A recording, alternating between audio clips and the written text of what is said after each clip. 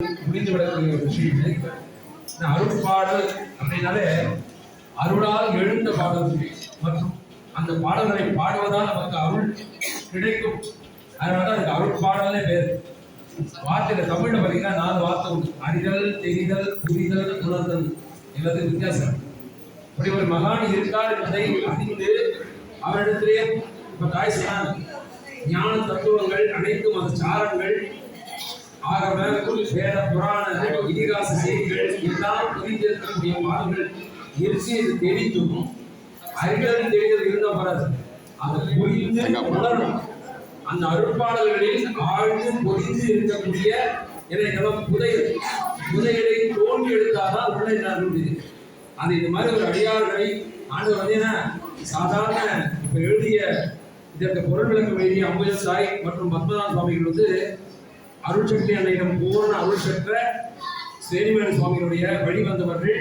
அதனால அந்த அருளில் ஆழ்ந்து தோய்ந்து இருக்கக்கூடியவர்கள் இவர்கள் தான் அந்த பாடலுடைய பொருளின் ஆழத்தை அறிந்து கொண்டு கொடுக்க முடியும். அப்படி ஆழ்ந்து பொருள் எடுத்து ஆண்டவர் நமக்கெல்லாம் தவம் செய்து அருள் சொத்தாக ஞான வித்தாக கொடுத்த அருள்பாடல்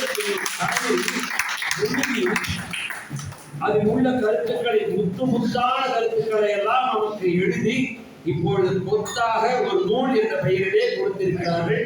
இதற்கு அடியார் உலகம் உள்ள மட்டும் இவர்களுக்கு நாம் நன்றி கடன் பட்டவர்களாக இருக்க வேண்டும். ஏன்னா இந்த புரிதல் வந்தாதான் உணர்தல் வர முடியும். இறைவனுடைய அருள் கருணை எப்படிப்பட்டது என்பதை புரிந்து பின்னர் உணரும். அது புரியறதுக்கு இவருடைய இந்த பொருள் விளக்க நூல் என்றும் துணை நிற்கும். அந்த இத்தகைய ஒரு அரிய பணியை செய்து கொடுத்த தாய்க்கும் சுவாமிகளுக்கும் அடியாருடன் என்றென்றும் நன்றி கடமைப்பட்டு இருக்கிறது. நான் வெகு நேரம் எடுக்க விரும்பல. ஏன்னா இந்த பாடல்கள் ஒவ்வொன்றும் சொல்ல போனா பல மணி நேரங்கள் பேசலாம். ஆண்டவருடைய பாடல்கள் ஒவ்வொன்றும் ஒரு சில ஒரே ஒரு வரி. இந்த ஒரு பாடல்ல இப்ப தொடங்கிய பாடல்ல ஒரு வரிக்கு மட்டும் எனக்கு ரொம்ப பிடிச்ச வரி அது. அதுக்காக சொல்லிட்டு நன்றியுடைய நினைவு செய்வோம். இந்த பொன்னிருக்கும் சோழையை பாடினார். இது ஆண்டவரையே பாடி அருட்சக்தி எழுந்தது வரலாறு சொன்னார். ஆண்டவர் வந்த வரலாறு விநாயகர் இவருக்கு காட்சி கொடுத்து மாலையிட்டு ஆலிங்கனம் செய்து இந்த எல்லா வரலாறுமே சொல்லிட்டு வருவார். விநாயகர் ஆண்டவரும் வேறு இல்லை என்பதை சொல்வார். அதை சொல்லும்போது பார்த்தீங்கன்னா முன்னால் தெரியும் மொழி மூட உலகத்துக்கு பின்னால் தெரியும்படி பெரிய கொண்ட வாசனைகள்.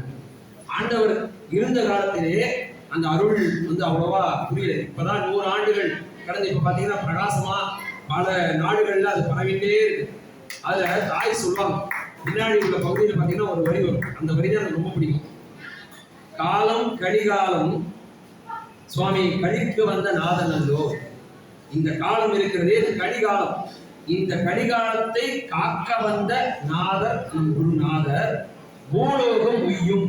இந்த கலியுகத்துல எப்படி இந்த உலகம் உய்யும் அப்படின்னா கண்டிப்பா உய்யும். ஏன்னா இந்த உலகத்தை காக்க இப்ப தாய் சொன்னாங்களே எல்லோரும் முக்தி பெற வேண்டிய முதல்ல அதுக்கு 12 ஆண்டுகள் தவம் செய்து வரம் பெற்ற குருநாதர் நமக்கு கிடைச்சதுனால இந்த பூலோகம் உய்யும்.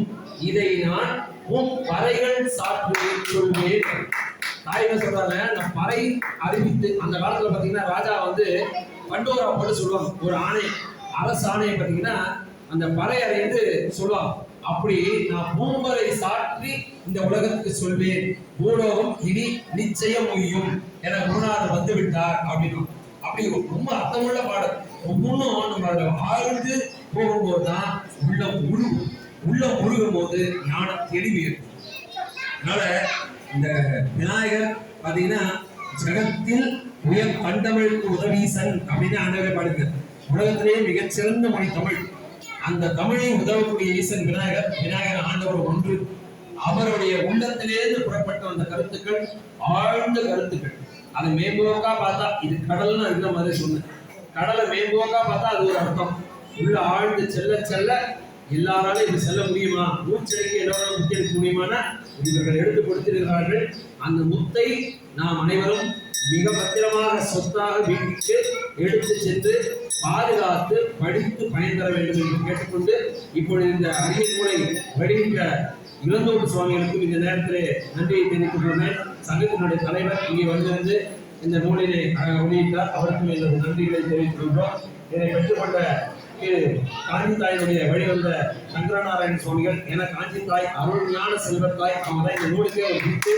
இந்த தாயினுடைய வித்து என்று நிச்சயமாகி நமக்கெல்லாம் இந்த அறுசுவை நூலை கனியாக பூசிக்க கொடுத்திருக்கிறார்கள். அதற்கு காஞ்சி தாயுடைய குடும்பத்தாருக்கு நன்றியை தெரிவித்துக் கொள்கிறோம். இத்தகைய ஒரு அரிய நிகழ்ச்சியில் அற்புதமான நிகழ்ச்சியில் வந்து பங்கு கொண்ட அனைத்து அடியாளர்கள் நண்பருக்கும் நன்றியை தெரிவித்துக் கொண்டு அனைத்து பாடல்களையும் நீங்கள் பொறுமையா படித்து பார்த்து பயன்படுமாறு கேட்டுக்கொண்டு அடியாளர்களுக்கு ஒரு முக்கியமான அறிவிப்பு.